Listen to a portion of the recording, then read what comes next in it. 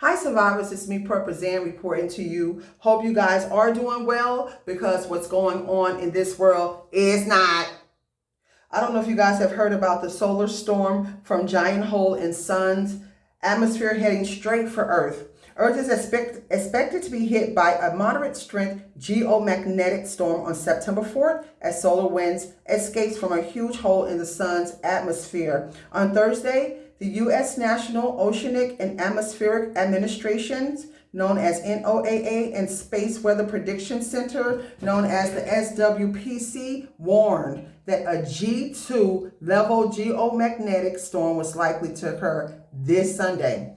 A geomagnetic storm is a major disturbance to Earth's magnetosphere, the region surrounding the Earth that is dominated by our planet's magnetic field. The magnetosphere can be disturbed whenever the sun shoots material our way, such as a stream of charged particles known as the solar wind. These interactions between solar material and the magnetosphere produce intense currents and heat up the upper regions of our atmosphere. This can have all sorts of effects, including increasing drag on satellites in low Earth orbit, altering the path of radio signals, and creating satellite navigation errors, and even creating harmful currents in electricity grids on the ground. These interactions can also cause colorful auroras in the sky. Geomagnetic storms are measured in increasing strength from GI to G5, minor to extreme.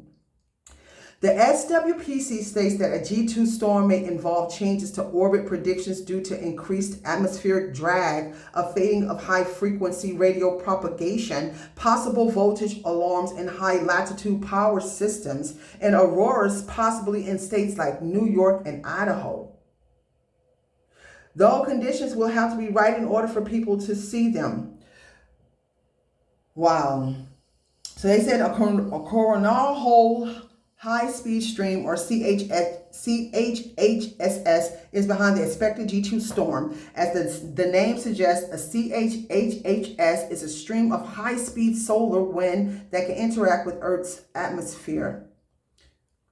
These streams are released from vast open areas of unpolar magnetic fields on the sun, which allows the solar wind to escape easily into space because they are cooler and less dense than surrounding regions of the sun. Coronal holes may appear as dark patches of the sun's surface depending on the surging method. As the streams of solar wind from coronal holes approach Earth, they catch up with and overtake the slower ambient solar wind that already exists in the space between our planet and the sun. Intense magnetic fields can be produced at this interface between the fast and relatively slower solar wind streams. So, I mean, my thing is, I guess it's like a grid down situation. If anything is the curve. So we already know the role play with that. There's so much things that's always going on these days. So we just have to stay prayerful and stay prepped and stay ready for it. Because it's all kinds of madness and sinful, ugly things going on ushered through a lot of y'all leaders.